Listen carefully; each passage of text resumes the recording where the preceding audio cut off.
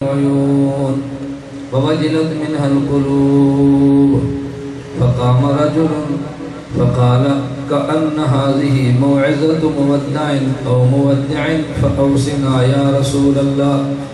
فقال رسول الله صلى الله عليه وسلم أوصيكم بتقوى الله والسمع والطاعة وإن كان عبدا حبشيا فإنه من يعش منكم بعدي فسيرى اختلافا كثيرا فعليكم بسنتي وسنة الخلفاء الراشدين المهديين تمسكوا بها وعضوا عليها بالنواجذ وإياكم ومحدثات الأمور فإن كل محدثة بدعة وكل بدعة ضلالة.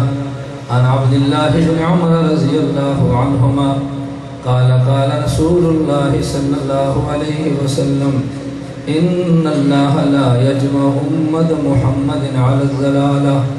عن عبد الله بن بريدة عن أبيه رضي الله عنه قال قال النبي صلى الله عليه وسلم أصحابي كالنجوم فبأيهم اقتديتم اهتديتم. عن علي رضي الله تعالى عنه قال قلت يا رسول الله إن نزل بنا أمر وليس فيه بيان أمر ولا نهي فماذا تأمرنا؟ فقال رسول الله صلى الله عليه وسلم تشاورون الفقهاء. يا رب صل وسلم دائما أبدا على حبيبك خير الخلق كلهم هو الحبيب الذي ترجى شفاعته لكل هول من الأهوال مقتحم. اللهم صل على محمد وعلى مبشر ربانی کو مناظرہ کرنا چاہیے کہ نہیں؟ کرنا چاہیے اب لکھ کر دے دیا تم نے، لکھ کر دیا ہمارا مناظر مبشر ربانی ہے. اگر مبشر ربانی نہ آیا کہتا ہم شکست لکھ دیں گے. اب کبھی اس گلی میں کوارٹی سے مناظرہ فلاں سے مناظرہ فلاں سے، اور میں نے کہا جس کو جماعت مناظر تسلیم نہیں کرتی ہم اس کو مناظر مان لیں یہ ہمارے پاس بنی ہے. اس مبشر ربانی سے کو آئے اب انشاءاللہ ثم انشاءاللہ 3 طلاق پہ مناظرہ ہوگا. آپ حضرات کے سامنے اطلاعات آ جائیں گی. غیر مقلد سٹیج پہ جلسہ کر لے گا، سٹیج پہ مناظرے کے لیے تیار نہیں ہوگا. جلسہ سٹیج پہ مناظرہ بند کمرے میں. میں نے کہا مناظرہ اگر سٹیج پہ تقریر کی جا سکتی ہے تو کیا کھلے گراؤنڈ پر مناظرہ نہیں کیا جا سکتا؟ کیا جا سکتا ہے نا. لیکن اس کے لیے کبھی بھی غیر مقلد انشاءاللہ ثم انشاءاللہ تیار نہیں ہوگا. تو میں نے آپ سے گزارش کی ہے 1 سوال 3 سوال علمی اور 1 سوال یاد رکھ لو گے نا. یہ تو میں گفتگو کر رہا تھا اہل حدیث کے اوپر کہ ان کو اہل حدیث کیوں کہتے ہیں. نمبر کانفرنسوں کا عنوان قرآن و سنت رکھا. آج ظہر کی نماز کے بعد جامعہ فروخیہ شیخو پورہ میں علماء کا 3را ماہانہ اجتماع تھا اور اس میں مسئلہ تراویح کے عنوان پر تفصیلی گفتگو تھی. میں جب شیخو پورہ میں داخل ہوا تو ایک چوک میں اشتہار لگا ہوا دیکھا قرآن و سنت کانفرنس من جانب جمعیت اہل حدیث. دیکھیں چور چور ہوتا ہے. ان نے سمجھا کہ قرآن و سنت کے نام پر اب کانفرنسیں ہونی ہیں اور ہماری حقیقت کو واضح کرنا ہے. تو ہم سے پہلے انہوں نے اشتہارات میں اس عنوان پر گفتگو شروع کر دی. 5 سال قبل میں نے سب سے پہلے اپنے گاؤں اور دیہات میں ایک کورس شروع کرایا صراط مستقیم کورس. میں پاکستان میں اپنے دیوبندی حضرات کی خدمت میں گزارش کرتا رہا کہ صراط مستقیم کورس جون اور جولائی کی چھٹیوں میں کالج اور سکول کے نوجوان کے لیے رکھو تاکہ پتہ چلے صراط مستقیم پہ چلنے والا کون ہے. ابھی میں یہ دعوت دے رہا تھا، ہمارے اشتہارات چھپ رہے تھے، صراط مستقیم کے نام پہ کورسز منعقد ہو رہے تھے.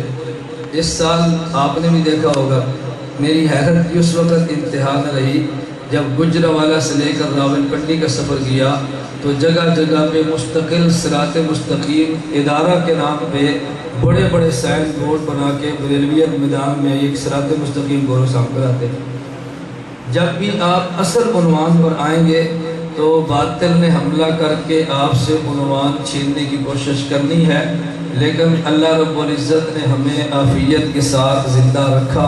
ہم انشاءاللہ اپنا مسلک بیان کریں گے اور اپنے مسلک کے عنوان پر دھبے اور داغ آنے بھی ہرگز نہیں دیں گے انشاءاللہ۔ بہت عرصہ تک یہ دھوکے دیے جاتے رہے اور ہمارے یہاں بہت سارے احباب حکمت اور مسلک کے نام پر باطل کو اپنے ساتھ لے کر پروان چڑھاتے رہے۔ ہم نے انشاءاللہ العزیز اتحاد اہل سنت والجماعت کے پلیٹ فارم پہ یہ فیصلہ کر لیا ہے کہ باطل سے جنگ ہوگی، اپنوں سے صلح ہوگی، اپنوں کی کمزوریاں برداشت ہوں گی، مگر کافر کا کفر اور باطل کا بطلان اور بدعتی کی بدعت کو ہرگز گوارا نہیں کریں گے۔ اللہ کرے ہماری دیوبندیت کا ذی مزاج بن جائے، باہمی تنازعات اور جھگڑوں کو چھوڑیں اور باطل کے خلاف جنگ لڑیں۔ کچھ دنوں، کچھ مہینوں اور کچھ سالوں کی بات ہے، بحمد اللہ تعالی ہم اہل حق بھی ہیں، ہمارے پاس دلائل بھی ہیں، اللہ کے فضل و کرم سے اکثریت پر بھی ہیں، ہمارے پاس ہر اعتبار سے طاقت بھی موجود ہے، کسی چیز کی کمی نہیں ہے، پر کمی صرف اس بات کی ہے ہم آپس میں دست و گریبان ہیں۔ بس باہمی لڑائی کو چھوڑ کر ایک فیصلہ کر لیں، اپنا جیسا بھی ہو اس کو گوارا کرنا ہے اور باطل جیسا بھی ہو اس کو برداشت نہیں کرنا انشاءاللہ۔ کتنا آسان سا اصول ہے، اس میں کوئی دقت کی بات تو نہیں ہے۔ اللہ ہمیں بات سمجھنے کی توفیق عطا فرمائے۔ تو آج قرآن و سنت کانفرنس کا نام ہے حدیث اور سنت میں فرق کے عنوان پر میں نے آپ حضرات کی خدمت میں گزارش کرنی ہے، اس لیے کہ ہمارا نام اہل سنت والجماعت ہے اور ہمارے مد مقابل کسی کا نام کچھ ہے، کسی کا نام کچھ ہے، لیکن اس وقت حق کا سب سے بڑا دشمن جو دنیا بھر میں اپنی دعوت کو پھیلا رہا ہے، انہوں نے اپنا نام اہل حدیث خود رکھا ہے، درخواست دے کر لکھوایا ہے اور انگریز سے منظور کرایا ہے۔ دو باتوں میں فرق یاد رکھ لیں، اہل سنت والجماعت نام وہ ہے جو آج سے 1450 سال پہلے خاتم الانبیاء صلی اللہ علیہ وسلم نے مدینہ منورہ میں اپنی امت کے برحق طبقے کو دیا ہے، اور اہل حدیث وہ نام ہے جو آج سے 150 سال قبل اس سرزمین پر انگریز نے اپنے وفاداروں کو دیا ہے۔ اگر آپ کو میری بات پر یقین نہ آئے تو پاکستان BA کے نصاب میں شامل تحریک پاکستان کے صفحہ 194 کا مطالعہ فرمائیں۔ یہ کتاب لکھنے والا دیوبندی مدرسے کا عالم نہیں ہے، دیوبندی مدرسے کا شیخ الحدیث اور مناظر نہیں ہے۔ میں اس لیے گزارش کرتا ہوں، ایک مرتبہ میرا ایک جگہ پہ جلسہ اور بالکل تھانے کو متصل مسجد تھی، تو میں نے اس وقت گزارش کی کہ CID کے رپورٹر اس بات کو تحریر کریں کہ اہل حدیثوں کو انگریز کا ایجنٹ ہم نے نہیں کہا، یہ اس کتاب میں درج ہے جو پاکستان کے نصاب میں شامل ہے۔ اگر یہ بات غلط ہے تو جواب پاکستان کی حکومت دے، اگر بات ٹھیک ہے تو پھر مان لے یہ انگریز کا ایجنٹ ہے اور تمہارا وفادار نہیں ہے۔ صفحہ 194 پہ عنوان قائم کیا ہے اہل حدیث اور مسلک وفاداری، اور اس میں بات بڑی وضاحت کے ساتھ لکھی ہے الاقتصاد فی مسائل جہاد۔ محمد حسین بٹالوی نے کتاب تحریر کی اور انگریز کو باور کرایا کہ ہم جہاد نہیں کرتے، مجاہدین اور ہیں، تم مجاہدین کو وہابی کہہ کر بدنام کرتے ہو، ہم وہابی نہیں ہیں، ہمیں کوئی اور نام الاٹ کر دو۔ انگریز کو درخواست دی، اس نے اہل حدیث نام الاٹ کیا۔ میں نے اس لیے گزارش کی ہے اہل سنت والجماعت کا نام وہ ہے جو پیغمبر نے عطا فرمایا ہے، اور اہل حدیث کسی مسلک اور جماعت کا نام وہ ہے کہ جو خاتم الانبیاء صلی اللہ علیہ وسلم نے نہیں بلکہ پیغمبر کے دشمن عیسائیت کی سلطنت نے الاٹ کیا ہے۔ تمہاری مرضی نام پیغمبر کا دیا ہوا رکھ لو، تمہاری مرضی نام انگریز کا دیا ہوا رکھ لو، اس لیے ہم نے پیغمبر سے محبت کی ہے اور پیغمبر کے نام کو پسند کیا ہے، اور جس نے انگریز سے محبت کی ہے اس نے انگریز کے نام کو پسند کیا ہے۔ تو اہل سنت کا مطلب اور ہے اور اہل حدیث کا مطلب اور ہے۔ ترمذی شریف میں حدیث مبارک موجود ہے، خاتم الانبیاء صلی اللہ علیہ وسلم سے ایک صحابی نے پوچھا کہ یا رسول اللہ سنت کسے کہتے ہیں؟ اللہ کے پیغمبر نے فرمایا اپنے سینے کو کینے سے صاف رکھنا، اس کا نام سنت ہے، یعنی اپنے سینے کو تم کینے سے پاک کر لو، یہی میرا طریقہ ہے۔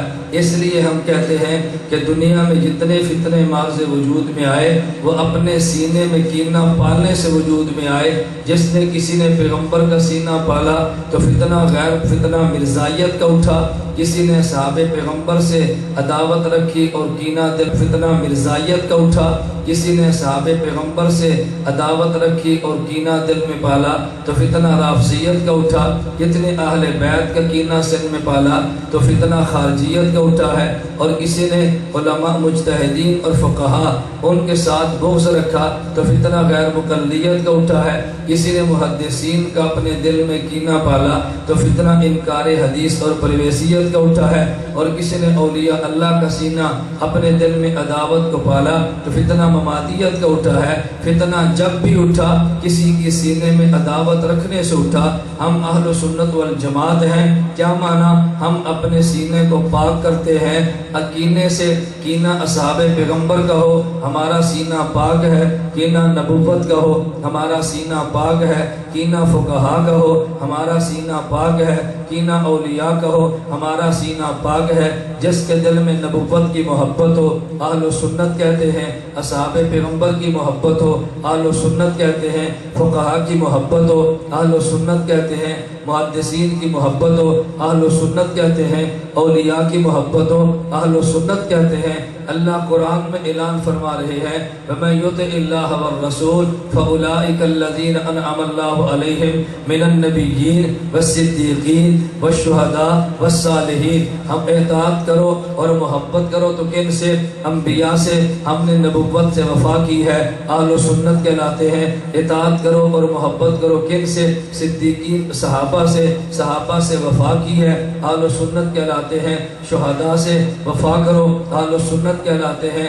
اولیاء سے وفا کرو، اہل سنت کہلواتے ہیں۔ تو سنت نام اصحاب پیغمبر سے وفا کا ہے، سنت نام پیغمبر سے وفا کا ہے، سنت نام شہداء سے وفا کا ہے، سنت نام محدثین اور فقہا سے وفا کا ہے۔ اللہ کے پیغمبر سے پوچھا گیا تو حضور صلی اللہ علیہ وسلم نے جواب دیا کہ سنت سے کیا مراد ہے؟ اپنے دل کو کینے سے پاک کر لو۔ میرے لاہور کے دوستو، آپ دنیا میں گھوم پھریں، آپ کے شہر میں فتنوں کی کمی نہیں ہے، تو جو بھی فتنہ پیدا ہوگا کسی شخصیت کے دل میں بغض رکھے گا تو کینہ پیدا ہوگا۔ اگر بغض سے سینہ پاک ہوگا تو کوئی فتنہ پیدا ہو گئی۔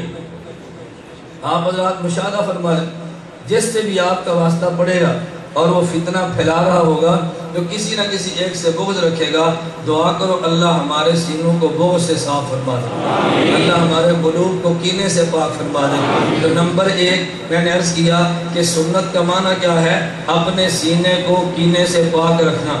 یہ معنی ہم نے بیان نہیں کیا، اللہ کے پیغمبر نے بیان کیا ہے۔ تو جس کے دل میں کسی شخصیت کا کینہ ہوگا ایک الگ فتنہ پیدا ہوگا۔ اگر اولیاء اللہ، انبیاء کرام، اصحاب پیغمبر، مجتہدین، محدثین اور فقہا ان کا دل میں کینہ نہیں ہوگا تو میرے اللہ نے چاہا تو کسی فتنے کے اندر مبتلا بھی نہیں ہوں گے۔ نمبر دو، ہم نے نام اپنا اہل سنت تجویز کیا، کسی نے اپنا نام اہل حدیث تجویز کیا۔ آخر سنت اور حدیث میں فرق کیا ہے کہ الگ الگ نام رکھنے پڑے؟ حدیث اور چیز ہے اور سنت اور چیز ہے۔ کیا مطلب؟ حدیث کسے کہیں گے؟ یہ بات یہ نشین فرما لیں۔ میں بات علماء کے لیے بھی عرض کرتا ہوں، عوام کے لیے بھی عرض کرتا ہوں۔ ایک حدیث کا معنی وہ ہے جو عوام کرتے ہیں، ایک حدیث کا معنی وہ ہے جو اہل فن محدثین کرتے ہیں۔ عوام سے پوچھو حدیث کا معنی، کہتا جی نبی پاک نے فرما دیا تو حدیث ہے، اور محدثین سے پوچھو حدیث کا معنی، وہ کہیں گے نبی فرما دے تو حدیث ہے، نبی کا عمل فرما دے تو حدیث ہے، نبی کی تقریر کا نام حدیث ہے۔ پیغمبر کے سامنے کوئی بات کرو، پیغمبر کے سامنے عمل کرو، اللہ کے پیغمبر خاموش رہ جائے، اس کا نام ہے تقریر پیغمبر، اس کا نام حدیث ہے۔ قول پیغمبر کا نام حدیث، فعل پیغمبر کا نام حدیث، اور تقریر پیغمبر کا نام حدیث۔ تقریر کا معنی ذہن نشین فرما لو، پیغمبر کے سامنے کوئی کام کرے، پیغمبر خاموش رہ جائے، پیغمبر کے سامنے گفتگو کرے، اللہ کے پیغمبر خاموش رہ جائے، اس کا نام ہے تقریر۔ تقریر کا معنی ہوتا ہے بات کو ثابت کرنا۔ ہمارے 2 گھنٹے کے بیان سے وہ مسئلہ ثابت نہیں ہوتا جو اللہ کے پیغمبر کی 1 سیکنڈ کی خاموشی سے ثابت ہوتا ہے، اس کا نام ہے تقریر پیغمبر۔ صحابی بول پڑے حدیث ہے، صحابی کام کرے حدیث ہے، تقریر صحابی یہ بھی حدیث ہے۔ اور اسی طرح میں کہتا ہوں اگر تابعی کا قول اس کا نام حدیث ہے، تابعی کا فعل اس کا نام حدیث ہے، تابعی کی تقریر اس کا نام حدیث ہے، تو حدیث کے معنی میں 9 چیزیں ہو گئی۔ نبی کا قول، فعل، تقریر حدیث، صحابی کا قول فعل تقریر حدیث اور تابعی کا قول فعل تقریر حدیث۔ تو اہل حدیث اگر تم کہلواتے بھی ہو، اگر تم نے اہل حدیث کہلوانا ہی تھا تو پھر نبی کے قول فعل تقریر کو مان لیتے، صحابی کے قول فعل تقریر کو مان لیتے اور تابعی کے قول فعل تقریر کو مان لیتے۔ یہ جو معنی میں نے بیان کیا ہے یہ میرا اپنا معنی نہیں ہے، شیخ عبدالحق محدث دہلوی نے مشکات کے مقدمے میں یہی معنی بیان کیا ہے، علامہ ابن حجر اسقلانی نے شرح نخبۃ الفکر میں یہی معنی بیان کیا ہے، علامہ طیبی نے شرح مشکات میں یہی معنی بیان کیا ہے، علامہ ظفر احمد عثمانی نے قواعد فی علوم الحدیث میں یہی معنی بیان کیا ہے، مولانا خیر محمد جلدی رحمۃ اللہ علیہ نے خیر الاصول میں یہی معنی بیان کیا ہے۔ یہ معنی میرا نہیں ہے، یہ معنی محدثین کا ہے۔ میں اس لیے کہتا ہوں حدیث کے معنی میں کتنی چیزیں آتی ہیں؟ 9، قول پیغمبر، فعل پیغمبر، تقریر پیغمبر۔ نمبر 2، قول صحابی، فعل صحابی، تقریر صحابی۔ نمبر 3، قول تابعی، فعل تابعی اور تقریر تابعی۔ ان 9 چیزوں کو ملاؤ تو حدیث بنتی ہے، ان میں سے ایک بھی نکال دو تو حدیث نہیں بنتی۔ تو اگر اہل حدیث کہلوانے کا شوق تھا تو تم پھر ان سب باتوں کو مان لیتے۔ پیغمبر کو مان کے صحابہ کو چھوڑ دینا اہل حدیث نہیں ہے، منکر حدیث ہے۔ پیغمبر کو مان کے تابعین کو چھوڑ دینا یہ اہل حدیث نہیں ہے، یہ منکر حدیث ہے۔ اس لیے اگر میں کبھی یہ بات کہہ دوں اہل حدیث کا نام منکر حدیث ہے، آپ حضرات کبھی بھی تعجب نہ کریں۔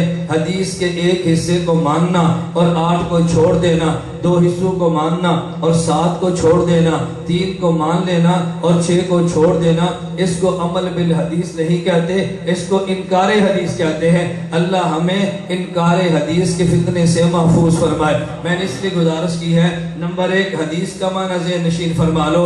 نمبر 2، اب یہ تو تھا فن حدیث کی روشنی میں حدیث کا معنی، لیکن آپ کہو گے نہیں ہماری حدیث سے مراد تو حدیث پیغمبر ہے۔ اچھا اگر حدیث پیغمبر کی بات کہتے ہیں تو پھر میں کہنا چاہتا ہوں حدیث پیغمبر کسے کہیں گے؟ اللہ کے پیغمبر عمل کر لیں وہ حدیث پیغمبر ہے، اللہ کے پیغمبر بات فرما دیں حدیث پیغمبر ہے، پیغمبر کے سامنے خاموش کو رہ جائے، پیغمبر کے سامنے عمل کرے، پیغمبر خاموش رہ جائے، حدیث پیغمبر ہے۔ یہ ذرا توجہ رکھنا، میں غلط فہمی کا ازالہ کرنے لگا ہوں۔ لوگ کہیں گے نہیں مولانا جب ہم نے اہل الحدیث کہا ہماری مراد حدیث سے یہ تابعین اور صحابہ کی بات نہیں تھی، ہمارے حدیث سے مراد صرف پیغمبر کی باتیں تھی۔ میں نے کہا بہت اچھا، اللہ کا پیغمبر عمل کرے اس کا نام حدیث ہوگا، پھر مجھے تم بتاؤ اہل الحدیث کا معنی کیا ہے؟ اگر اہل الحدیث سے مراد یہ ہے حدیث پیغمبر پہ عمل کرنا تو میں حدیث پڑھتا چلا جاتا ہوں، مجھے آپ بتائیں ان حدیث پہ آپ عمل کرتے ہیں؟ اگر آپ ان پہ عمل نہیں کرتے پھر آپ نے اپنا نام اہل حدیث تجویز کیوں کیا ہے؟ یہ سارے معانی اگر آپ ذہن میں رکھیں گے تو میں آخر میں جو خلاصہ نکالوں گا وہ بات انشاءاللہ آپ کو سمجھ آئے گی۔ حدیث پیغمبر میں تو یہ بھی ہے اللہ کے پیغمبر نے بیک وقت 9 نکاح کیے، کیا کوئی 9 نکاح کر سکتا ہے؟ تو حدیث پیغمبر پہ تم نے عمل تو نہ کیا۔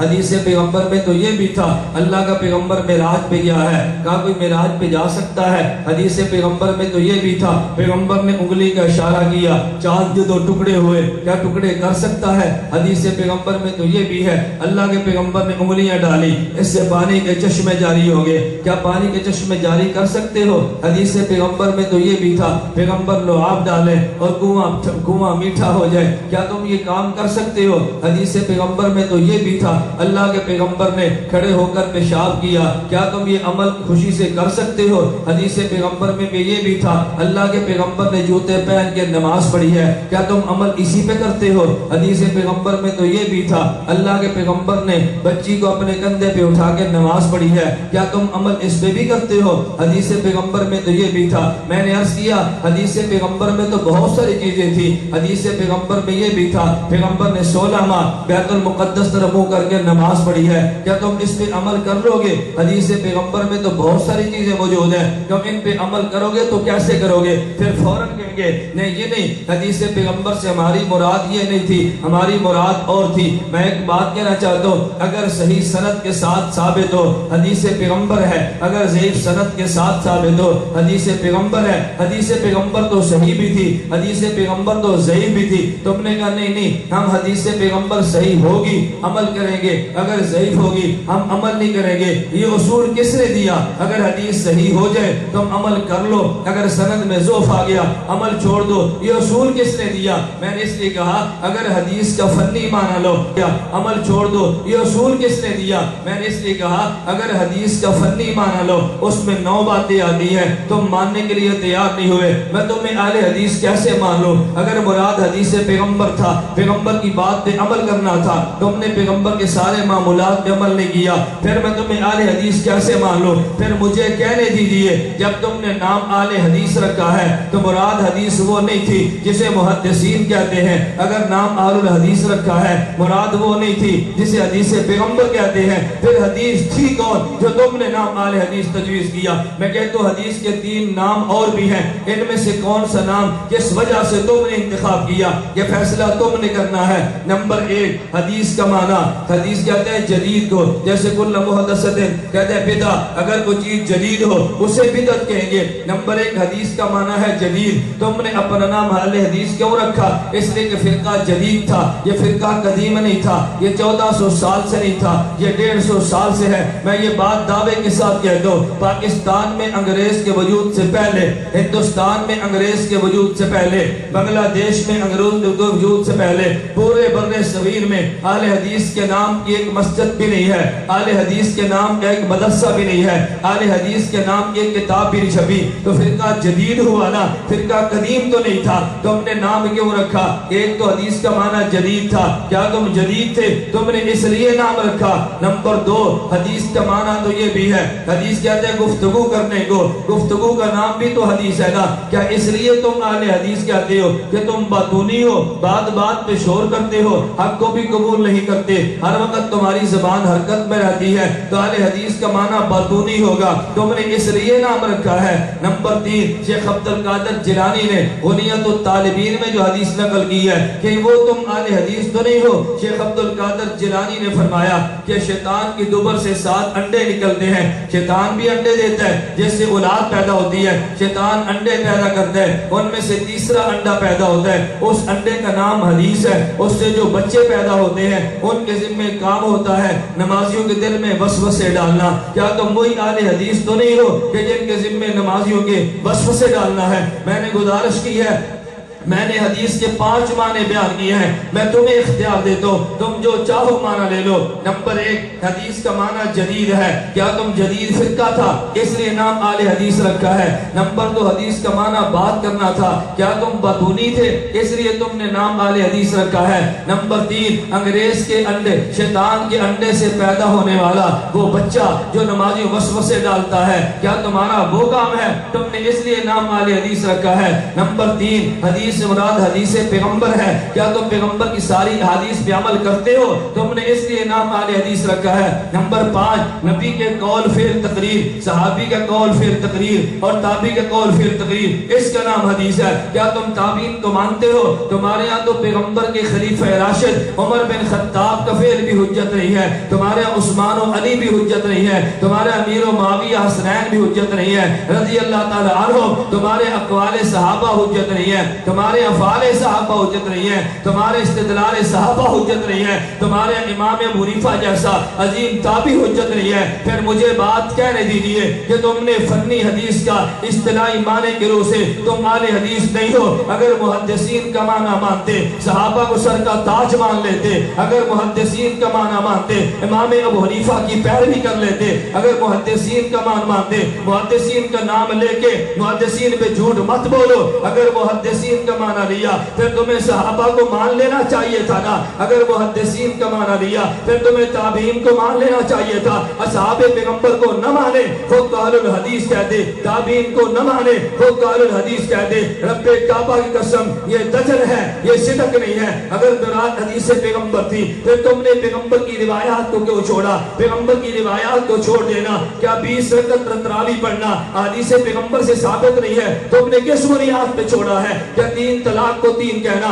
असहाबे पैगंबर से साबित नहीं है, तुमने किस बुनियाद पे छोड़ा है? क्या इकामत को दोहरा पढ़ना असहाबे पैगंबर से साबित नहीं था, तुमने किस बुनियाद पे छोड़ा? क्या नमाज में पूरी अजान पढ़ना, क्या अजान मुकम्मल कहना पैगंबर के सहाबा से साबित नहीं था, रसूल से साबित नहीं था, तुमने किस बुनियाद पे छोड़ा है? क्या रफ़ुल यदैन को तर्क कर देना पैगंबर से साबित नहीं था, तुमने क्यों छोड़ा है? अमीन बिस्र कहना क्या पैगंबर से साबित नहीं था, तुमने क्यों छोड़ा है? मुझे कहने दीजिए जो अमीन बिस्र को नहीं मानता, हदीस पैगंबर की बात कहता है, रब्बे काबा की कसम झूठ है, तर्के रफ़ुल यदैन को नहीं मानता, हदीस पैगंबर की बात कहता है ये झूठ है, 20 रकअत तरावी को नहीं मानता, हदीस पैगंबर की बात कहता है ये भी झूठ है, तलाक को तीन नहीं मानता, हदीस पैगंबर की बात कहता है ये भी झूठ है, दुआ से मुसाफा नहीं करता, हदीस पैगंबर की बात कहता है ये भी झूठ है, पगड़ी पहन के नमाज नहीं पढ़ता, हदीस पैगंबर की बात करता है ये भी झूठ है। फिर तुमने इतने झूठ बोलकर भी मैं तुम्हें कैसी अहले हदीस मान लूं? इसलिए मैंने गुजारिश की है मुहद्दिसीन वाला माना होगा तो तब भी अहले हदीस नहीं है, हदीस से मुराद हदीस पैगंबर होगी तब भी अहले हदीस नहीं है। हाँ तू बतूनी है मैं मान लेता हूँ अहले हदीस है, तू जदीद है मैं मान लेता हूँ अहले हदीस है, वो नमाजी में वसवसे डालने वाला शैतान के अंडे से पैदा होने वाला बच्चा अहले हदीस है मैं मान लेता हूँ। मुहद्दिसीन वाला माना नहीं है, हदीस पैगंबर वाला नहीं है, अहले हदीस का नाम लेके झूठ मत बोल, मैं फैसला तुझ पे छोड़ता हूँ कि तेरे हदीस का माना है कौन सा।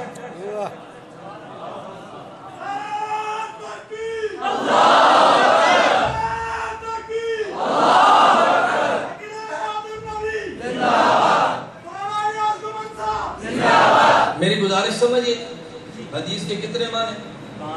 बोलिए ना कितने माने? 5 मैंने बयान किए, कितने माने? ये 5 माने सिर्फ आपने सुनने नहीं या 5 माने याद रखने, ताकि पता चले ना जिससे तुमने बात की आले हदीस है भी है नहीं, उससे पूछो भाई तू जो आले हदीस है, हदीस के 5 माने हैं, तू किस माने में आले हदीस है? 5 माने याद हो जाएंगे। नंबर 1 हदीस का वो माना जो किसने बयान किया? बोलिए ना, हदीस का एक माना वो जो किसने बयान किया? मुहद्दिसीन ने। हदीस का दूसरा माना कि हदीस से मुराद हदीस पैगंबर है। नंबर 3 हदीस का माना बातूनी।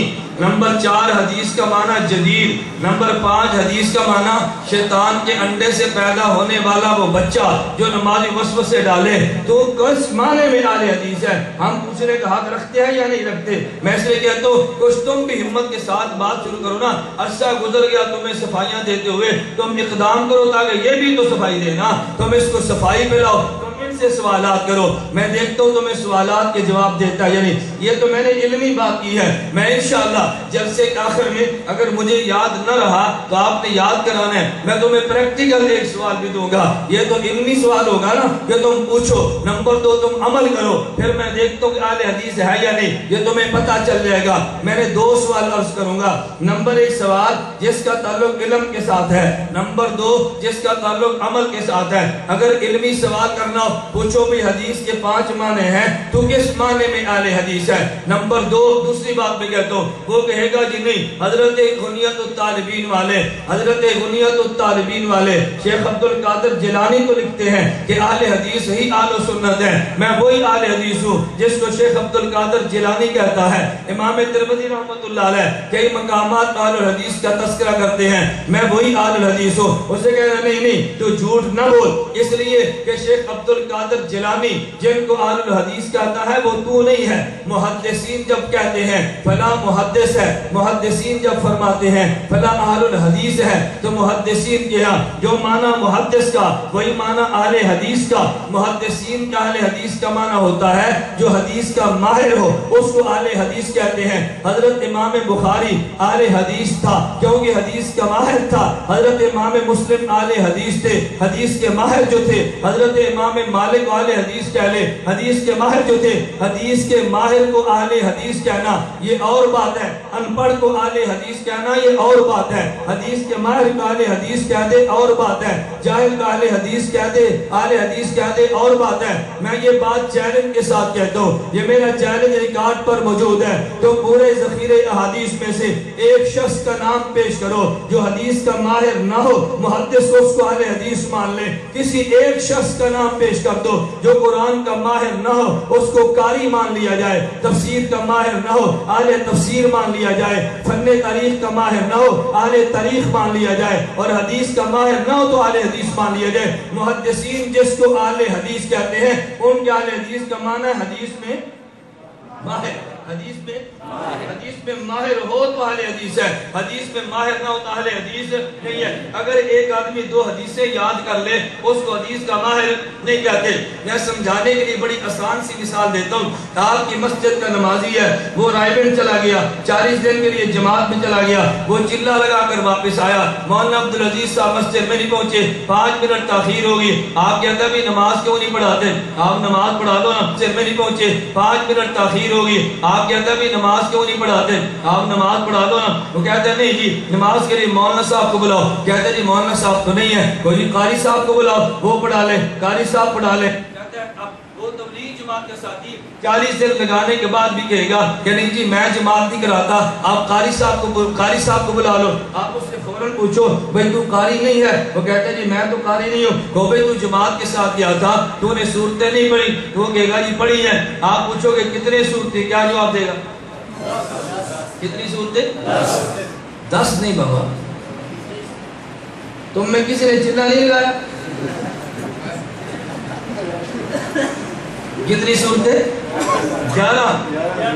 سورت فاتحہ کو تم سورت نہیں مانتے, سورت الفاتحہ بھی تو سورت ہے نا. وہ جماعت کا ساتھی کیا کہے گا میں نے کتنی یاد کی ہے, بولیے نا کتنی یاد کی ہے. اس کو بھئی تو نے 11 صورتیں یاد کی ہے تو قاری صاحب نہیں ہے, کیا کہے گا, نہیں. تبلیغ جماعت دیانت کا نام ہے. وہ سمجھتا ہے کہ 11 صورتیں یاد کرنے والا قاری, 11 صورتیں یاد کرنے والا قاری. اگر قاری ایک صورت کا بھی حافظ نہ ہو مگر فن قرات کا ماہر ہو تو قاری ہے. اگرچہ قرآن اوپر دیکھ کر پڑھے وہ تب بھی قاری ہے, قرآن زبانی پڑھے تب بھی قاری ہے. 11 صورتیں یاد کرنے کے باوجود یہ خود کو قاری نہیں کہتا, کیوں یہ سمجھتا ہے قاری اسے کہتے ہیں جو قرات کا ماہر ہو. میں نے 40 دن لگا تو لیے ہیں, میں نے 11 صورتیں یاد تو کر لی ہیں, مگر مجھے قاری صاحب مت کہو, قاری صاحب اور ہیں میں اور ہوں. میں عرض کرتا ہوں اگر 11 صورتیں یاد کرنے کے باوجود یہ چلہ لگانے والا خود کو قاری نہیں سمجھ رہا کیونکہ دیانتدار ہے, تو ایک رفع الیدین کی حدیث اور وہ بھی آدھی اور تیرے عمل کے خلاف یاد کرنے کے بعد تو نے خود کو اہل حدیث کیسے مان لیا. میں کہتا ہوں جس طرح قاری قرات میں ماہر کا نام تھا, اہل حدیث میں ماہر کا نام تھا. ارے ماہر نہ ہو خود کو اہل الحدیث کہے, بیچتا ہو گنڈیریاں اور نام رکھ کے اہل الحدیث, سیتا ہو جوتے اور کہ جی اہل الحدیث. میں کہتا ہوں اس کو اہل الحدیث مت کہہ. اگر ایسا شخص تمہارے سامنے آ جائے ایک سوال اور کر لو, وہ کون سا سوال, اگر وہ کہہ دے جی میں اہل حدیث ہوں, مجھ سے مراد حدیث سے مراد پیغمبر ہے, بہت اچھا, مجھ حدیث سے مراد محدثین والا معنی ہے. آپ اس سے فوراً سوال کریں کہ جناب سچے اہل حدیث ہے یا جھوٹے. وہ کہے گا جی کیا اہل حدیث کی 2 قسمیں ہیں. آپ نے کہنا ہاں 2 قسمیں ہیں, تو جواب دے نا. میں نے سوال کیا اہل حدیث تو سچا ہے یا جھوٹا, تو اس نے کہا بحث مت کر, میں بتاؤں گا سچا کون ہے جھوٹا کون ہے, تو کہہ دے سچا ہے یا جھوٹا. اس نے فوراً کہنا ہے کہ میں جی سچا اہل حدیث ہوں. آپ نے کہنا ہے سچا اہل حدیث اسے کہتے ہیں کہ جو حدیث کا ماہر ہو. تو حدیث کا ماہر ہے, کہتا نہیں میں تو ماہر نہیں ہوں. حدیث کا ماہر ہو خود کو اہل حدیث کہے سچا, حدیث کا ماہر نہ ہو خود کو اہل حدیث کہے تو جھوٹا. اس لیے تمہارے ملک میں جتنے اہل حدیث پھرتے ہیں یہ سچے اہل حدیث نہیں ہیں بلکہ جھوٹے. بولیے نا سچے نہیں ہیں بلکہ جھوٹے. یہ سوال کر سکتے ہو نا, مل کر کیا سوال کرو گے, سچا ہے یا جھوٹا. وہ پوچھے گا نہیں سچا جھوٹا کسے کہتے ہیں, کیا کہو گے, حدیث کا ماہر ہو تو سچا, حدیث کا ماہر نہ خود کا اہل حدیث کے تو جھوٹا. کتنا آسان سوال ہے. ایک سوال پلٹ کر اس نے پھر آپ سے بھی کرنا ہے. وہ پوچھے گا جی تم کون ہو, کیا جواب دو گے, وہ کہے گا جی اہل تفسیر کہتے ہیں تفسیر کے ماہر کو, اہل تاریخ کہتے ہیں تاریخ کے ماہر کو, اہل حدیث کہتے ہیں حدیث کے, اور اہل سنت کہتے ہیں سنت کے. اب تو بتا سچا ہے یا جھوٹا, آپ کیا جواب دو گے, میں کہا تو سنت کا ماہر ہے, آپ نے پاس جانا بات تو ٹھیک ہے نا اس کی. جب وہ سوال کرے گا تو جواب آپ کے پاس بھی ہونا چاہیے نا. آپ نے فوراً کہنا ہے, آپ نے کہنا ہے کہ نہیں میں اہل سنت ہوں سچا, مگر تجھے اہل سنت کا معنی نہیں آتا. اگر تجھے اہل سنت کا معنی آتا تو تم مجھے کبھی بھی یہ سوال مجھ سے نہ کرتا. اہل طریق کا معنی اور ہے, اہل حدیث کا معنی اور ہے, اہل تفسیر کا معنی اور ہے, اور اہل سنت کا معنی اور ہے. توجہ رکھنا, اہل سنت کا معنی اور ہے. ایک ہوتا ہے قیاس, ایک ہوتی ہے حدیث. اگر قیاس اور حدیث ٹکرا جائیں تو ہم قیاس کو چھوڑ کے عمل حدیث پہ کرتے ہیں. توجہ رکھنا, ایک طرف قیاس اور ایک طرف حدیث. اگر حدیث اور قیاس ٹکرا جائیں ہم قیاس کو چھوڑ کے حدیث پہ عمل کرتے ہیں. تو نے کہا تاریخ کے ماہر کو اہل تاریخ کہتے ہیں, تفسیر کے ماہر کو اہل حدیث کے ماہر کو اہل, لہذا سنت کے ماہر کو اہل. یہ قیاس ہے یا حدیث ہے؟ بولیے نا, قیاس ہے نا. قیاس کا تقاضا یہ تھا کہ سنت کے ماہر کو اہل سنت کہتے ہیں, مگر ہم نے قیاس کو چھوڑ دیا اس لیے کہ ہمارے پاس اس قیاس کے خلاف حدیث موجود ہے. ٹھیک ہے, ہمارے پاس اس قیاس کے خلاف حدیث موجود ہے. پوچھے گا جی کون سی؟ آپ کو یہ تفسیر در منصور میں حدیث موجود ہے. قرآن کریم کی آیت اتری یوم تبیض وجوہ وتسود وجوہ. بعض لوگوں کے چہرے قیامت کے دن سفید ہوں گے اور بعضوں کے چہرے قیامت کے دن کیا ہوں گے. صحابہ نے پوچھا یا رسول اللہ صلی اللہ علیہ وسلم جن کے چہرے سفید ہیں وہ کون ہوں گے؟ اللہ کے پیغمبر نے فرمایا ہم اہل السنت والجماعت. سبحان اللہ, ہم اہل السنت والجماعت. استدلال سمجھیں, استدلال ہم اہل السنت والجماعت. مولانا عبدالعزیز صاحب نے مجھے حکم دیا تھا کہ ہماری مسجد میں آؤ نا, آپ تیز بیان نہیں کرنا, بات سمجھا کر کرنی ہے, آہستہ آہستہ کرنی ہے. تو میں مولانا کے حکم کی تعمیر کروں. بات سمجھ گئے؟ صحابہ رضی اللہ عنہ مجمعین نے پوچھا کہ یا رسول اللہ سفید چہرے والے کون ہوں گے؟ تو جواب کیا ملا؟ بولیے نا, ہم اہل سنت. پوچھا جی جن کے چہرے سیاہ ہیں وہ کون ہوں گے؟ اللہ کے پیغمبر نے فرمایا ہم اہل البدعۃ والضلالۃ. اہل بدعت کے چہرے سیاہ, اہل سنت کے چہرے سفید. توجہ رکھنا, اہل سنت کے چہرے سفید. مجھے یہ بتاؤ کہ جو جنت میں جائے گا اس کا چہرہ سیاہ ہوگا سفید؟ توجہ رکھنا, جو جنت میں جائے گا اس کا چہرہ سفید. تو جنت میں صرف مولوی جائیں گے یا جاہل بھی جائیں گے؟ بولیے نا, جاہل بھی جائیں گے. عالم تو جنت کی بھی ہے جاہل کی بھی ہے. دین پہ عمل کرے گا تو جاہل بھی جائے گا, دین پہ عمل نہیں کرے گا تو عالم بھی نہیں جائے گا. جنت کا تعلق علم سے نہیں ہے, جنت کا تعلق عمل سے ہے. جاہل بھی عمل کرے گا تو جنتی, عالم نہیں عمل کرے گا تو جہنمی. بلکہ عالم کا عذاب دگنا ہوگا اگر اس کا عمل شریعت کے مطابق نہیں ہوگا. توجہ رکھنا, جنتی کی علامت کیا کہ ان کے چہرے, بولیے نا, ان کے چہرے. معلوم ہوا کہ جنتی کا چہرہ سفید ہوگا. اللہ کے پیغمبر فرماتے ہیں جن کا چہرہ سفید ہوگا وہ اہل سنت والجماعت ہوں گے. اور جنت میں جانے والا صرف عالم نہیں ہوگا, سنت پہ عمل کرے عالم تو جنتی, سنت پہ عمل کرے جاہل تو جنتی. معلوم ہوا اللہ کے پیغمبر نے فرما دیا اہل سنت سنت کے ماہر کو نہیں, اہل سنت سنت پہ عمل کرنے والے کو کہتے ہیں. قیاس کا تقاضا یہ تھا اہل سنت سنت کے ماہر کو کہتے. پیغمبر نے فرما دیا اہل سنت سنت پہ عمل کرنے والے کو کہتے ہیں. ہم نے قیاس کو چھوڑا, حدیث کو لیا. تو نے حدیث کو چھوڑا, قیاس کو. نعرہ تکبیر,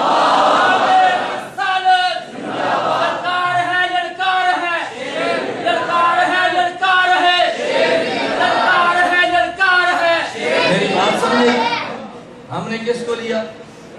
بولیے نا, کس کو لیا؟ اور انہوں نے کس کو لیا؟ اہل قیاس ہم ہوئے یا وہ ہوئے؟ حدیث کو چھوڑ کے بھی اہل حدیث ہے, حدیث کو چھوڑ کے بھی اسے کہتے ہیں چوری اور سینہ زوری. یہ ہے چوری اور سینہ زوری. حدیث کو چھوڑ کے بھی اہل حدیث ہے. توجہ رکھنا, میں ایک دلیل اور دینے لگا ہوں. ہم سے سوال ہوا نا کہ تم اہل سنت سچی ہو یا جھوٹے. ہم نے کیا جواب دیا؟ اہل سنت. بولیے نا, اس نے کیا کہا کہ جی اہل سنت تو کہتا ہے تاریخ کے ماہر کو. آپ نے فوراً جواب دینا ہے اہل سنت سنت کے ماہر کو کہنا یہ قیاس کا تقاضا ہے، اور اہل سنت سنت کے ماننے والے کو کہنا یہ حدیث کا تقاضا ہے۔ ہم نے قیاس کو چھوڑا، حدیث کو لیا۔ ایک جواب۔ دوسرا جواب سنو، کراچی سے کتاب چھپی ہے، کتاب لکھنے والے مصنف کا نام ہے ڈاکٹر ابو عبداللہ جابر دامانوی، یہ مصنف ہے، کتاب کا نام ہے الفرقۃ الجدیدہ۔ اس کتاب کا مقدمہ لکھا، غیر مقلدین کے موجودہ دور کے سب سے بڑے کذاب اور دجال زبیر علی زئی، وہ اس کو اسماء الرجال کا امام کہتے ہیں، اور میں اس کو غیر مقلدین کا سب سے بڑا کذاب کہتا ہوں۔ اور میں نے اٹک شہر میں جا کر کہا، انشاءاللہ آپ دیکھیں گے باریک ایک ایک یعنی ہے، میں نے کئی بار کہا ہم نے آپریشن تھیٹر کھولا ہے، اب اس میں آپریشن شروع ہے۔ طالب الرحمان کا آپریشن آج تک جواب نہیں آیا، اب اس میں آپریشن شروع ہے۔ طالب الرحمان کا آپریشن آج تک جواب نہیں آیا، میں نے طالب الرحمان کا آپریشن اس کے شہر میں جا کر کیا، بدلے میں 5 مولوی منگوا کر گالیاں تو دی ہیں، مگر جس کتاب کا آپریشن میں نے کیا ابھی تک جواب نہیں۔ احمد سعید چتروڑی کا آپریشن گالیاں آئی ہیں، ابھی تک جواب نہیں آیا۔ عبد الرحمان شاہین کا آپریشن گالیاں آئی ہیں، اور اس آپریشن کے بعد آج تک عبد الرحمان شاہین دوبارہ جنگ میں نہیں گیا۔ آپ آپریشن ذرا دیکھو تو صحیح، آپ ہمارے آپریشن دیکھو سنو تو صحیح نا۔ رانا شمشاد سلوی کا آپریشن، اس کے بعد وہ دوبارہ مامو کانجن میں نہیں گیا۔ آپ ذرا آپریشن سنو، پھر آپ اندازہ کا آپریشن ہے یا نہیں۔ میں یہ کہہ رہا ہوں، میں نے اٹک شہر میں زبیر علی زئی سے کہا کہ میرا تجھے مناظرے کا چیلنج ہے، تو قبول کر لے، مگر مناظرہ تجھ سے تیری کتابوں پر ہوگا، میں تیری کتابوں کی روشنی میں اگر تجھے کذاب نہ ثابت کروں میری شکست ہے، تو اپنا صادق ہونا ثابت کر دے، میں تجھے کذاب ہونا ثابت کرتا ہوں۔ میرے قافل حق رسالے میں ہر شمارے میں 10 جھوٹ زبیر علی زئی کے چھپ رہے ہیں، تم نے آج تک اس کا جواب نہیں دیا۔ میں نے نوجوان سے کہا فون کر، اس نے فون کیا زبیر علی زئی کو، شیخ کو مولوی ریاض گھمن کا رسالہ نکل رہا ہے، ہر دفعہ تمہارے 10 جھوٹ بولتا ہے، جواب دو۔ کہتے ہم ہر کسی کا جواب نہیں دیتے۔ میں نے کہا تو کہہ دے ہم ہر کسی کا جواب دے نہیں سکتے، کوئی بات تو سچی شیطان بھی کہہ دیتا، کوئی بات سچی تو شیطان بھی کہہ دیتا ہے یار، ایک بات تو سچی تو بھی کہہ دے۔ میں نے اس کی توجہ رکھنا، یہی زبیر علی زئی کذاب لکھتا ہے، اس نے الفرقۃ الجدیدہ کا مقدمہ لکھا ہے۔ میں کہتا ہوں میں تیرے گھر کی گواہی لانے لگا ہوں۔ زبیر علی زئی اس مقدمے میں لکھتا ہے، کہتا ہے تاریخ کے ماہر کو اہل تاریخ کہتے ہیں، اور حدیث کے ماہر کو اہل حدیث کہتے ہیں، تفسیر کے ماہر کو اہل تفسیر کہتے ہیں، مگر سنت پہ عمل کرنے والے عام مومنین کو اہل سنت کہتے ہیں۔ سبحان اللہ۔ میں تیرے گھر سے گواہی ہے نا، اس لیے ہم نے کہا اہل سنت نام ہے سنت پہ عمل کرنے والے کا، اہل حدیث نام ہے حدیث پہ حدیث کے ماہر کا۔ اب تو مجھے بتانا تو سچا ہے یا جھوٹا؟ ہم اہل سنت ہیں تو جھوٹے نہیں ہیں بلکہ بولیے نا، جھوٹے نہیں ہیں بلکہ سچے ہیں۔ ہم نے سنت پہ عمل بھی کیا ہے، سنت کو جمع بھی کیا ہے، اور سنت کو دنیا میں پھیلایا بھی ہے۔ میں نے آپ سے گزارش کی تھی، حضرت امام ابو حنیفہ رحمہ اللہ تعالی مناقب موفق میں خواب موجود ہے۔ حضرت امام ابو حنیفہ نے خواب دیکھی، خاتم الانبیاء صلی اللہ علیہ وسلم کی قبر مبارک کے پاس گئے ہیں، حضور کی قبر کھلی ہے، پیغمبر کی مبارک ہڈیاں بکھری پڑی ہیں۔ حضرت امام ابو حنیفہ نے مبارک ہڈیوں کو جمع کیا، اور صبح پریشان ہو گئے۔ ابن سیرین رحمت اللہ علیہ تعبیر کے امام حضرت ابو ہریرہ رضی اللہ تعالیٰ عنہ کے شاگرد کے پاس، حضرت ابو ہریرہ کے شاگرد ابن سیرین کے پاس ایک شاگرد کو بھیجا، میرے خواب کی تعبیر پوچھ کر آؤ۔ ابن سیرین نے جب خواب سنی، فرمایا یہ بتا خواب کو دیکھنے والا کون ہے؟ اس شاگرد نے کہا کہ جس نے خواب دیکھی مجھے منع کر دیا، میرا نام نہیں بتانا۔ ابن سیرین کہتا ہے کہ تو نہ بتا، لیکن یہ خواب دیکھنے والا امام ابو حنیفہ کے علاوہ کون ہو سکتا ہے؟ اس نے کہا جی آپ نے تو پتہ کر لیا، اب مجھے بتائیں۔ اگر وہاں پہ غیر مقلد ہوتا فوراً فتویٰ مار دیتا، اور جی ابن سیرین نے علم غیب کا دعویٰ کر دیا۔ میں کہتا ہوں نہیں نہیں، علم غیب کا دعویٰ کرنا اور ہوتا ہے، اپنے فن کی روشنی میں علامات سے پہچاننا اور ہوتا ہے۔ تم ڈاکٹر کے پاس جاؤ، وہ آنکھ کو دیکھ کر کہتا ہے تجھے یرکان ہے، کیا وہ علم غیب جانتا ہے؟ تم ڈاکٹر کے پاس جاؤ، وہ چہرہ دیکھ کر کہتا ہے بھئی لگتا ہے تمہیں گردے کی تکلیف ہے، وہ علم غیب جانتا ہے؟ نہیں نہیں، جس طرح ڈاکٹر علامات کو دیکھ کے اپنے مریض کے مرض کو کو معلوم کر لیتا ہے۔ تعبیر کا ماہر اپنے خواب بتانے والے کی نشانیاں دیکھ کے وہ کبھی خواب دیکھنے والے کا تعجب بھی کر لیتا ہے۔ حضرت امام ابن سیرین نے فرمایا جاؤ امام ابو حنیفہ سے کہہ دو، امام ابو حنیفہ سے کہہ دو اللہ کے پیغمبر کی سنتیں جو دنیا بھر میں بکھر گئی ہیں۔ ابن سیرین نے تعبیر نکالی خاتم الانبیاء کی مبارک ہڈیوں کو پیغمبر کی مبارک سنتوں سے، فرمایا حضور کی مبارک سنتیں جو عالم میں بکھر گئی ہیں امام ابو حنیفہ سے کہہ دو تمہیں مبارک ہو، اللہ وہ سنتیں جمع کرنے کا کام تجھ سے لے گا۔ یہی وجہ امام ابو حنیفہ کے لیے خالق نے انتخاب کوفہ شہر کا کیا۔ اس کوفہ شہر میں علی المرتضیٰ جیسا خلیفہ راشد ٹھہرا ہے۔ علی المرتضیٰ کے وزیر اس کوفہ میں آتے بھی تھے اور کوفہ سے جاتے بھی تھے۔ کوفہ وہ شہر تھا جہاں پہ صحابہ پیغمبر کا آنا جانا تھا۔ پیغمبر کی سنت دنیا میں بکھر گئی، صحابہ کی آمد سے جمع ہو گئی۔ امام ابو حنیفہ نے پیغمبر کی سنت کو جمع کر دیا۔ میں کہتا ہوں دیوبندیوں تمہیں مبارک ہو، تمہارے ایک امام نے پیغمبر کی سنتوں کو جمع کیا اور تمہارے ایک مجدد نے پیغمبر کی سنت کو دنیا میں پھیلا دیا۔ جس نے پیغمبر کی سنت کو جمع کیا اس کا نام امام اعظم ابو حنیفہ ہے، اور جس نے سنت کو دنیا میں پھیلا دیا اس کا نام حضرت مولانا محمد الیاس دہلوی ہے۔ ارے سنت کو جمع کرنا وہ بھی تیرے کھاتے، سنت کو دنیا میں عام کرنا وہ بھی تیرے کھاتے، اور دشمن بھی تیرا ہے۔ دشمن بھی کس کیا؟ سنت جمع کس نے کی؟ ہم نے، اور پھیلائی کس نے؟ ہم نے پھیلائی پوری دنیا میں۔ مجھے ایک ساتھی نے سوال کیا، کہتے ہیں تبلیغی جماعت والے بھی کام کرتے ہیں، ذاکر نائک ان سے بڑا کام نہیں کر رہا؟ میں نے کہا ہاں بڑا کام کر رہا ہے۔ میں نے کہا چھوٹا کام کر رہا ہے؟ ابلیس تو چھوٹے کام کرتا ہے، بہت بڑے بڑے کام کر رہا ہے۔ میں نے کہا میں یہ نہیں کہتا کہ چھوٹے کام کرتا ہے، کام تو بڑے بڑے کرتا ہے، مگر تم مجھے کام بتاؤ نا۔ میں نے کہا یار میں کہتا ہوں کہ تم پورے ملک میں مدارس دیکھو، ان میں کتنے بچے قرآن پڑھنے کے لیے ذاکر نائک کی دعوت پر آئے ہیں۔ مجھے تم پوری دنیا میں بتاؤ کتنے لوگوں کے چہرے پہ داڑھی ذاکر نائک کی وجہ سے آئی ہے۔ مجھے تم بتاؤ پوری دنیا میں کتنی عورتوں نے پردہ ذاکر نائک کے کہنے پر کیا ہے۔ مجھے تم بتاؤ پوری دنیا میں کتنے لوگوں نے سر پہ امامہ ذاکر نائک کے کہنے پہ رکھا ہے۔ مجھے تم بتاؤ دنیا میں کتنے لوگ تھے جو ذاکر نائک کی وجہ سے نمازی بنے ہیں، تو مجھے بھی بتاؤ نا۔ میں کہتا ہوں تم کسی ایک دو کا نام لو، تم نام لے نہیں سکتے اور ہم گنوا نہیں سکتے۔ تم ادھر سے نام نہیں رکھ سکتے، ہم ادھر سے گنوا نہیں سکتے۔ ادھر سے فرد ملتا کوئی نہیں، ادھر سے فرد شمار کوئی نہیں ہوتے۔ تو یوں جماعت کی محنت کو تو غلط کھاتے میں تو نہ ڈال۔ میں نے اس سے گزارش کی ہے پیغمبر کی سنت کو جمع کیا تو ہمارے امام نے، پیغمبر کی سنت کو دنیا میں پھیلایا تو ہمارے عالم نے۔ آج دشمن یا تمہارے امام کا ہے یا تمہارے عالم کا ہے، آج دنیا میں دشمن یا تمہاری فقاہت کا ہے یا تمہارے دیوبندی نظریات پر مشتمل جماعت کا ہے۔ میں نے عرض کیا آل و سنت کا معنی سنت کے، آل و سنت کا معنی سنت کے عمل کرنے والے، اور آل حدیث کا معنی حدیث کے۔ دو سوال یاد رکھ لو گے، یاد رکھ لو گے۔ نمبر ایک حدیث کے 5 معنی ہیں، تو کس معنی میں آل حدیث ہے؟ نمبر 2 دوسرا سوال آپ نے کیا کرنا ہے، بھئی تو آل حدیث سچا ہے یا اور یہ سچا ہے یا جھوٹا؟ وہ جواب نہیں دے پائے گا۔ پھر اگر تم سے سوال کرے کہ تو سچا یا جھوٹا، آپ کیا جواب؟ آل سنت سچے ہیں، جواب اپنے ذہن میں رکھ لیا نا۔ ایک تیسرا سوال اور یاد رکھ لو، تیسرا سوال بھی کر لو، وہ کون سا؟ اس سے کہنا بھئی محدثین فرماتے ہیں حدیث کی 16 قسمیں ہیں، حدیث صحیح لذاتہ، صحیح لغیرہ، حسن لذاتہ، حسن لغیرہ۔ حدیث کی قسمیں ہیں نا، اس میں مرسل بھی ہے، منقطع بھی ہے، موقوف بھی ہے، شاذ بھی ہے، یہ 16 قسمیں موجود ہیں۔ جب تمہارے سامنے آئے آپ نے اسے پوچھنا بھی حدیث کی جب 16 قسمیں ہیں تو آل حدیث کی بھی 16 قسمیں ہوگی نا، تو بتا ان 16 قسموں میں سے کون سی قسم ہے؟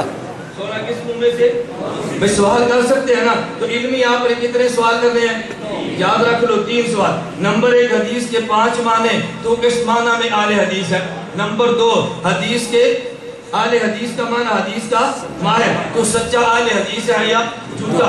نمبر 3 حدیث کی 16 قسمیں ہیں تو جناب کون سی قسم میں شامل ہے؟ 16 قسمیں اپنی قسم بتاؤ نا، یہ تمہیں نہیں بتائے گا۔ یہ سوال تو تھے علمی، تم عملی سوال بھی یاد رکھ لو، ایسا نہ بعد وقت ختم ہو جائے سوال رہ جائے۔ عملی سوال آپ نے یہ کرنا ہے، اگر اللہ توفیق عطا فرمائے اور اللہ تمہیں ہمت بھی عطا فرمائے، بعض کام ہمت سے ہوتے ہیں، وہ ہمت کرتا ہے تمہاری مسجد میں گھس کے غلط مسئلے بتاتا ہے، مگر تم بھی ہمت کرو، ایک پیش ایک تم گلاس پانی کا لے لو، اس کے ساتھ سامنے 3 قطرے پیشاب کے ڈال دو، اسے کہ پی لے، اگر وہ پی لے تم سمجھو بالکل اہل حدیث ہے، اگر وہ نہ پیے تم سمجھنے اہل حدیث نہیں ہے۔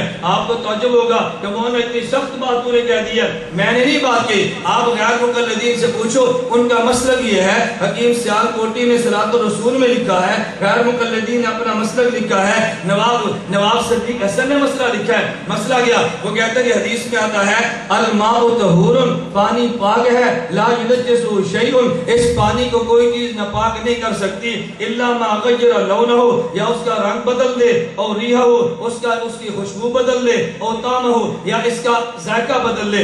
اگر رنگ نہ بدلے، اگر ذائقہ نہ بدلے اور اس کی خوشبو نہ بدلے، نجاست گر جائے تو پانی ناپاک نہیں ہوتا۔ اسے پوچھو جی ہم چیک کرنا چاہتے ہیں کہ تو واقعاتاً صحیح اہل حدیث ہے غلط اہل حدیث ہے، اگر پی لے تو سمجھو اپنے مسلک پہ عمل کرنے والا سچا اہل حدیث ہے، اگر وہ نہ پیے تو سمجھو پھر جھوٹا اہل حدیث ہے۔ تم سوال کر لو گے نا؟ بولتے نہیں، سوال کر لو گے نا؟ میں کہتا ہوں تم کیوں پریشان ہوتے ہو؟ وہ جو روزانہ بجتی زیور کو اٹھا کے پھرتا ہے، اور جی حضرت تھانوی نے لکھا ہے اگر انگلی پر پیشاب لگ جائے چاٹ گیا تو صاف ہو جائے گا۔ حضرت شامی نے لکھا ہے مسئلہ اگر کسی نے فاتحہ یوں لکھی گلے میں لٹکاری شفا مل جائے گی۔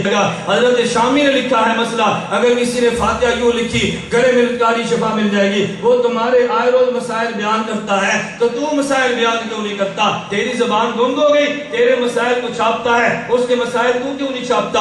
انشاءاللہ ثم انشاءاللہ ایک دن کی بات ہے، گزشتہ کل سے کتاب مارکیٹ سے آ چکی ہے، ہم نے کتاب شائع کی ہے غیر مقلدین کے عقائد، چھوٹا سا کتاب موجود ہے، اپنے پاس رکھ لے، حوالے جات موجود ہیں، اور اس کے شروع میں کتاب کا ٹائٹل بھی موجود ہے۔ ان سے پوچھو تمہارا عقیدہ ہے یا نہیں؟ تمہارے مولویت کا عقیدہ یہ تھا، یہ کہا نہیں ہمارا عقیدہ نہیں ہے۔ تو تمہارا عقیدہ نہیں ہے نا، پھر اس مولوی کو تم کو ہو کافر ہے، اس کو کیا تو مشرک ہے، جو اس کے خلاف تم کو نہ علماء کو قلم اٹھائے، تم اس کے خلاف لکھتے بھی نہیں ہو، اس کی کتابیں اپنے بیٹیوں کے جہیز میں سیاستہ کے ترجمے بھی تم دے دیتے ہو، پھر بھی کہتے ہو تمہارا مولوی نہیں ہے۔ میں نے اس لیے گزارش کی ہے 3 سوال علمی اور 1 سوال بولیے نا، 3 سوال علمی اور 1 سوال۔ اب میں دیکھ رہا ہوں اپنے ساتھ ہی پریشان ہو رہے ہیں، یہ مولانا نے کون سی بحث چھیڑ دی ہے؟ میں کہتا ہوں آپ پریشان ہو یا نہ ہو، میں نے اس بحث کو انشاءاللہ چھیڑنا ہے۔ جب تک آپ نے یہ بحث نہیں چھیڑنی اس وقت تک اس کا دماغ ٹھکانے نہیں آنا، جب تک تم نے اس کی اصلیت اس کے سامنے بیان نہیں کرنی اس وقت تک مسئلہ حل نہیں ہوگا۔ مرزا غلام احمد قادیانی نے اعلان کیا کہ میں نبی ہوں، علماء دیوبند نے کہا جی مناظرہ کرو، علماء دیوبند کے مناظرے شروع ہو گئے، مناظرہ تحریری ہو رہا ہے، ادھر سے علماء دیوبند کا خط آیا، ادھر مرزا قادیانی کا آ گیا، مرزا صاحب جواب کیوں نہیں لکھتے؟ 6 دن گزر گئے، مہینہ گزر گیا، کہتے ہیں مجھ پر وہی آئے گی جواب لکھ دوں گا۔ اس کی امتی بھی خوش تھے نا، ہمارا مولوی بھی مناظرے کر رہا ہے، یہ تحریر میں بات چل رہی تھی مگر مسئلہ حل نہیں ہوا۔ ادھر کہا جی مناظرے کرو، ادھر مرزا غلام احمد قادیانی بھی ہے، ادھر عالم سامنے ہے، مناظرے ہو رہے ہیں۔ جو آدمی خدا کے وجود کا انکار کرے کچھ دلائل تو وہ بھی دیتا ہے نا، کچھ بھونک تو وہ بھی مانتا ہے، تو مناظرے ہو رہے تھے۔ لوگوں نے کہا دیکھو ہمارے نبی نے جواب نہیں دیا، لدھیانہ کے علماء وہ بھی علماء دیوبند تھے، انہوں نے کہا نہیں مرزا غلام احمد قادیانی سے مناظرے نہیں، مرزا غلام احمد قادیانی کا کفر سٹیج پہ بیان کرو، مرزا غلام احمد قادیانی سے مناظرے نہیں، اس کا دجل بیان کرو، مرزا غلام احمد قادیانی سے مناظرے نہیں، اس کی حقیقت کو بیان کرو۔ یہ شراب پیتا تھا، امت کو بتاؤ زنا کرتا تھا، امت کو بتاؤ بند کمرے میں عورتوں سے دباتا تھا، یہ سارے حقائق بیان کرو، یہی مرزائیت دفاع پر آ جائے گی۔ ہمارے آئے روز سوچ کہتے ہیں، میں نے کہا کب ہم نے انکار کیا؟ ابھی گزشتہ مہینے یا لاہور میں 3 طلاق کے موضوع پہ مناظرہ نہیں ہوا، یہ مناظرہ یہاں پر لائبریری میں موجود ہے، تم مناظرہ دیکھو تو صحیح۔ غیر مقلدین سے 3 طلاق میں مناظرہ ہوا، رب کعبہ کی قسم وہ مولوی جواب نہیں دے سکا، لاجواب ہو کر اٹھے، وہ ویڈیو سی ڈی میں مناظرہ موجود ہے، ان کی عوام مولوی سے کہتی رہی دینا دلائل، تجھے دلائل کیوں نہیں آتے؟ ہمارا مولوی لاجواب ہو گیا، چپ ہو گیا۔ غیر مقلدین نے لکھ کر دیا، کہا جی اس کی تیاری نہیں تھی، ہم مبشر ربانی کو لائیں گے، ہم نے لکھ کر دے دیا۔ ہمارے ساتھیوں کا مولوی کا نام دو، کہتا جی مبشر ربانی آئے گا، ہمارے ساتھی لکھ کر دے دیا۔ ہمارے طرف سے مولانا عبداللہ عابد آئیں گے، آج مہینہ گزرنے والے ہیں، آج تک غیر مقلد میدان میں نہیں آئے۔ میں آج لاہور میں چیلنج کر کے جاتا ہوں، مبشر ربانی اگر تو نے ماں کا دودھ پیا ہے اس چیلنج کو قبول کر لے، میدان میں آنا، یہ دودھ کا دودھ پانی کا پانی نہ ہو جائے تو میرا نام بدل دو، تو तुम लाओ मुबश्शिर रबानी को। कहा जी या आरफी आएगा। मैंने कहा उस लौंडे से तो ये हारून काफी है, उससे गुफ्तगू करने के लिए तुम्हारी मस्जिद के बच्चे काफी है, तुम लाओ मुबश्शिर रबानी को। मैं कहता हूँ तुमने माँ का दूध पिया है, अगर कुतिया का दूध नहीं पिया तुम आओ चैलेंज करो। इमाम अबू हनीफा को तुमने गालियां दी हैं, रब ने चाहा मैं तुम्हारी जबान को रोक दूंगा। कासिम ननूतवी को गाली दी है, मैं तुम्हारी जबान खींच लूंगा। उलमाए देवबंद को तुमने गाली दी है, मैं तुम्हारी जबान खींच लूंगा। मैंने इनसे कहा, मौलाना तशकूर हकानी दामत बरकातुहू से कहा, मैंने कहा शिकार अब फंसा है, लाओ मुबश्शिर रबानी को। मुफ्ती तुमने माना, इसको सुराख से बाहर निकालो। मुनाजिर तुमने माना, इसको मैदान में लाओ। दूध का दूध, पानी का पानी लो। मैं आज भी कहता हूँ इस मुबश्शिर रबानी ने गैर मुकल तो नहीं आना, कहो इसके मुनाजिर मेरे। तुमने तारीफ लगती है, अगर मुबश्शिर रबानी नहीं आएगा हम शिकस्त लिख कर देंगे, या उसको लाओ या शिकस्त लिखो। नारे